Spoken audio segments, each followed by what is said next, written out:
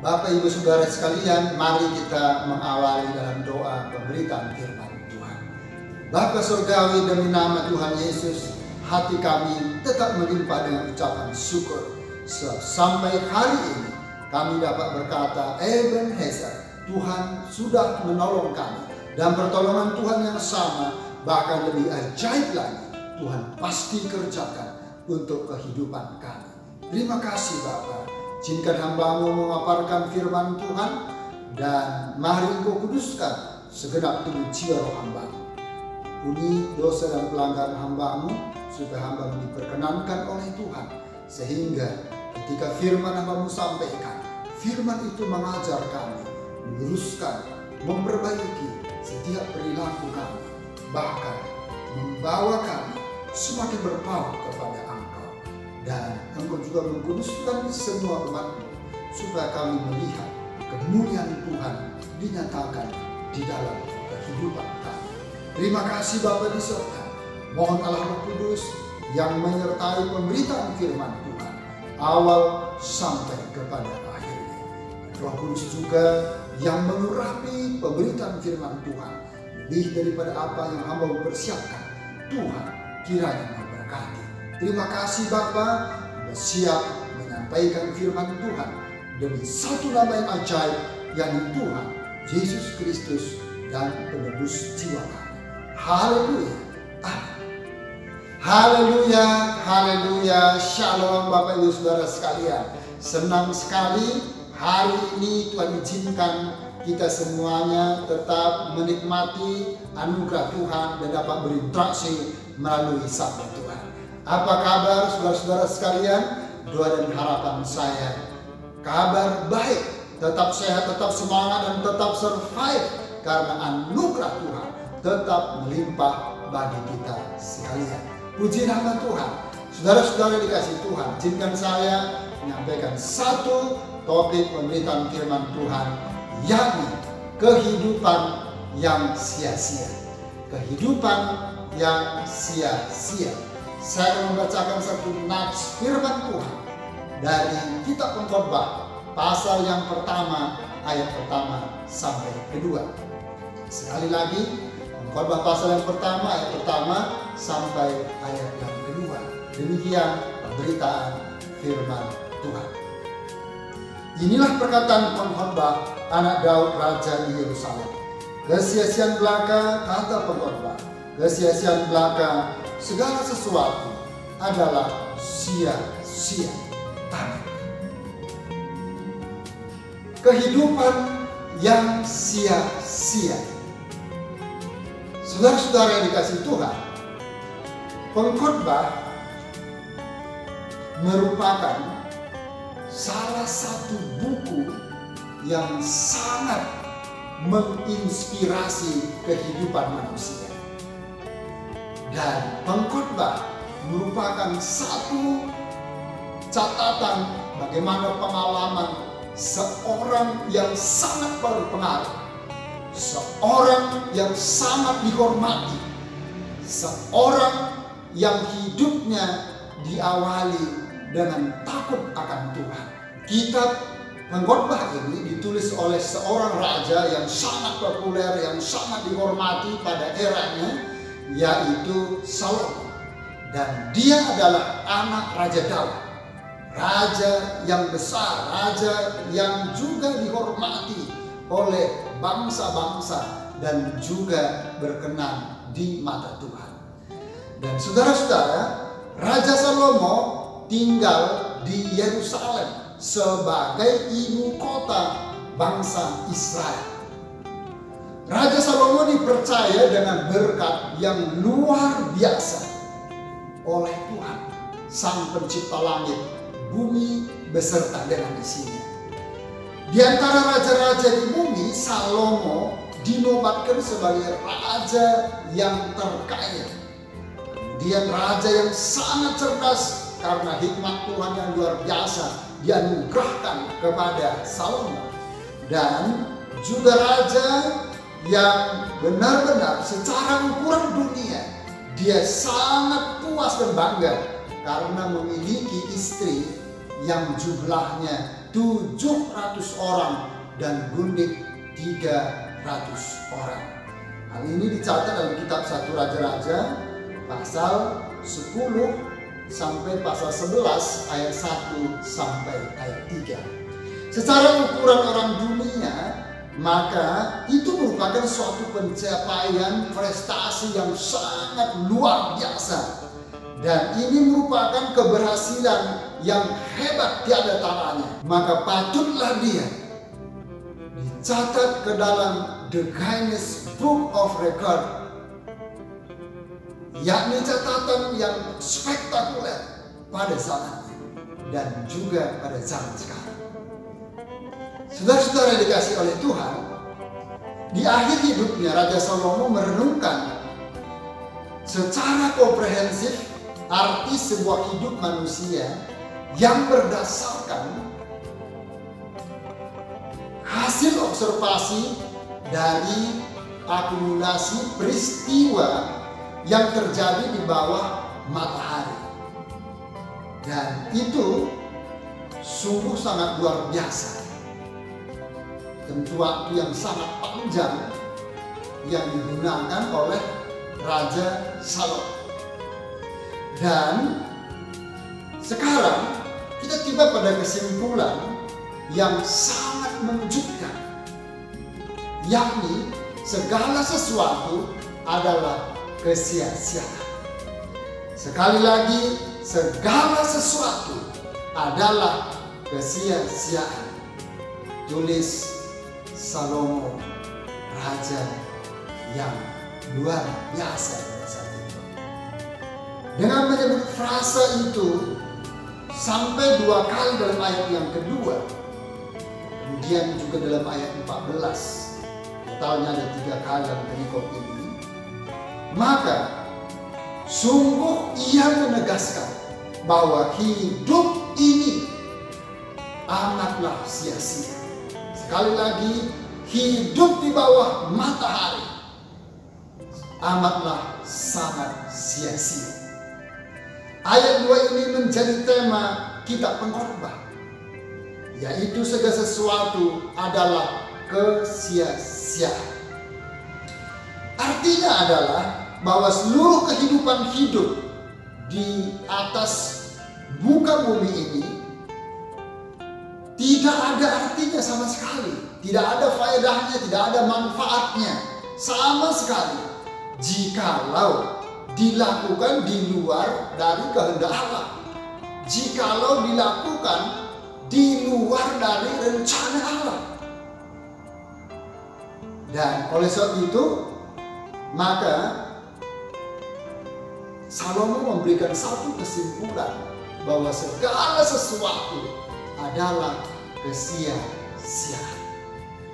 Saudara-saudara yang dikasihi oleh Tuhan, jika kita merefresh kembali bagaimana ketika Salomo akan dilantik menjadi raja, Allah menemui Salomo melalui mimpi dan mengatakan nasihat dan perintah yang harus ia taati, yang harus ditaati oleh Raja Salomo dalam 1 Raja-Raja pasal 3 ayat 11 sampai 15. Kemudian selanjutnya, maka di awal perjalanan hidup Salomo, ia hidup dengan benar sehingga janji Tuhan itu ditepati dengan sungguh luar biasa kepada Raja Salomo. Bahkan jauh melebihi dari apa yang dimintakan Salomo kepada Allah.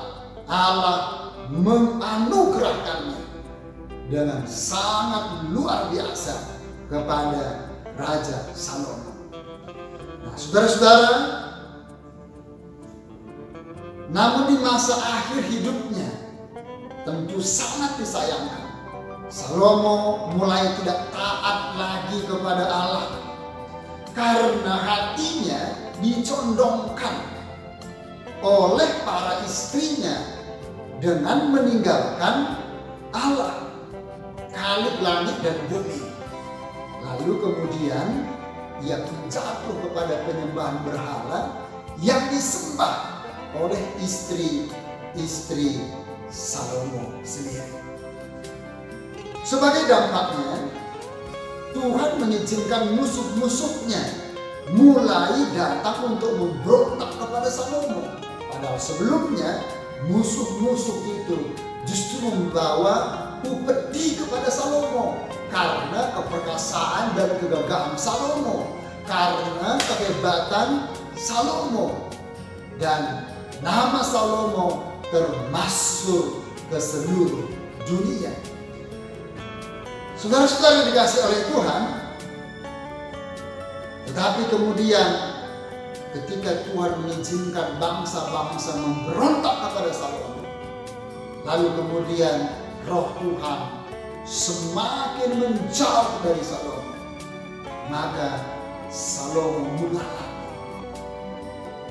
tentu masalah yang begitu serius di dalam perjalanan hidupnya, tepatnya di akhir hidupnya. Sekarang apa yang menjadi tujuan penulis bagi para pembacanya? Bagi Anda, bagi saya, bagi kita semua yang percaya kepada Tuhan.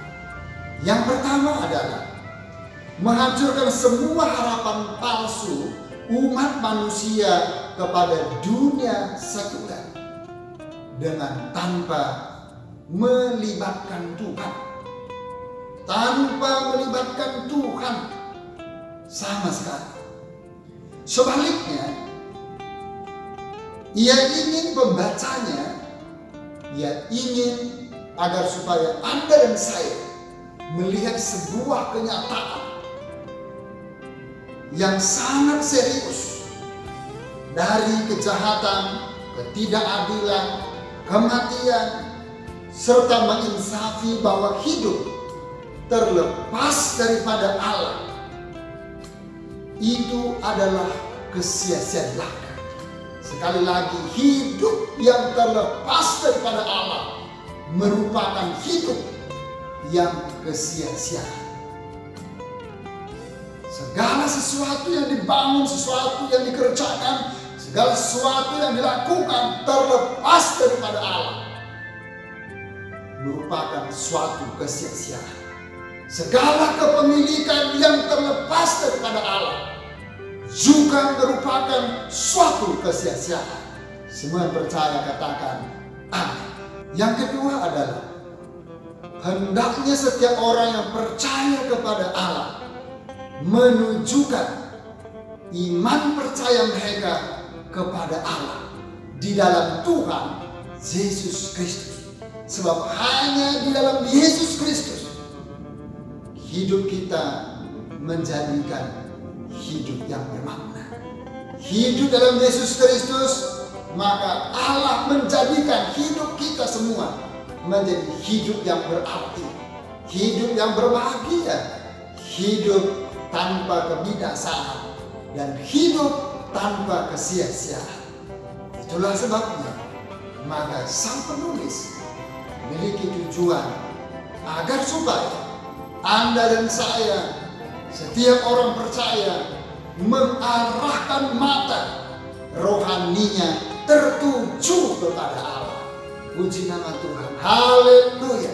Saudara-saudara yang dikasihi Tuhan, kita harus belajar melihat jauh kepada perkara-perkara surgawi yang jauh melebihi segala kenikmatan-kenikmatan dan kesenangan-kesenangan dunia ini, bahkan segala kebanggaan-kebanggaan dan yang diperodah oleh dunia ini.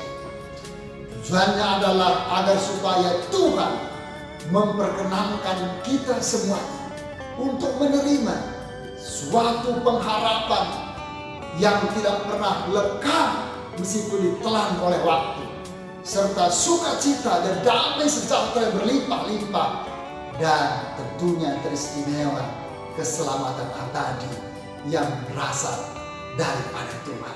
Haleluya, puji nama Tuhan. Nah, saudara-saudara yang dikasih Tuhan, berdasarkan ini semua, suatu pengalaman yang begitu kompleks yang sudah dijalani dan dipraktekkan oleh Raja Salomo, maka kemudian sangatlah wajar bila Raja Salomo mengambil suatu kesimpulan hidup bahwa segala sesuatu adalah kesia-siaan. Tentunya jikalau itu di luar dari kehendak Tuhan. Dan pada akhirnya saudara-saudara, apa yang terjadi atas Raja Salomo juga bisa terjadi di dalam kehidupan kita untuk masa sekarang ini dan juga untuk masa yang akan datang. Dan perlu diingat bahwa segala sesuatu yang kita bangun, segala sesuatu yang kita perjuangkan, segala sesuatu yang kita lakukan, dan seluruh aspek kehidupan kita tidak ada artinya jikalau kita tidak melibatkan Tuhan di dalamnya. Jikalau kita melakukannya di luar daripada kehendak Tuhan, di luar daripada rencana Tuhan, di luar daripada kasih Allah yang mendasari atas seluruh perjalanan aktivitas kehidupan kita. Oleh sebab itu, karena anugerah Allah yang berlimpah-limpah atas kita, dan oleh anugerah Allah Tuhan mengerjakan keselamatan bagi Anda dan saya. Kiranya Tuhan juga yang memampukan Anda dan saya hidup berkenan di hadapan Tuhan, hidup on the track dalam firman Allah, sehingga hidup Anda dan saya memiliki makna bagi sesama dan bagi Tuhan. Hidup kita berdampak bagi sesama dan juga bagi Tuhan. Bagaimana dengan kehidupan Anda hari ini? Tuhan Yesus memberkati kita semuanya. Mari kita berdoa bersama-sama. Bapa Surgawi, dalam nama Tuhan Yesus, kami mengaturkan terima kasih banyak atas berkat firman Tuhan yang sudah kami dengarkan, sudah kami pelajari. Mohon Roh Tuhan memampukan kami untuk dapat merenungkannya, baik siang maupun malam, mengkajinya, serta hidup dan berjalan seturut firman Tuhan dan menjadi pelaku-pelaku firman. Tuhan Yesus berkati semua umat, berkati supaya hidup mereka, perjalanan iman percaya mereka tetap berkenan di hadapan Allah, dengan melibatkan Tuhan atas seluruh aktivitas kehidupan mereka, sehingga segala sesuatu menjadi sia-sia, tidak berlaku bagi kami. Tapi segala sesuatu menjadi bermakna, menjadi berkat melalui kehidupan kami untuk sesama dan untuk Tuhan. Teguhkanlah firman-Mu, Roh Kudus memeteraikan supaya menjadi rema, menjadi berkat bagi kami semuanya. Pakai kami Tuhan, supaya kami menjadi berkat bagi banyak orang dan mempermuliakan nama. Sekarang Bapak Ibu Saudaraku yang terkasih, dengan iman-Mu terima dan bawalah pulang kelimpahan anugerah damai sejahtera dari Allah Bapa di surga, cinta dan kasih sayang dari Yesus Kristus Tuhan dan penebus jiwa kita, serta persekutuan Allah Roh Kudus turun memenuhi, menyertai, menghibur, menolong, memberkati, menyelamatkan kita semua mulai hari ini, besok, sampai Maranatha Tuhan Yesus Kristus datang untuk kedua kali. Demi nama Tuhan Yesus Kristus, kami tamatkan ibadah kami dengan penuh pengucapan syukur yang percaya katakan amin. Tuhan Yesus memberkati. Shalom.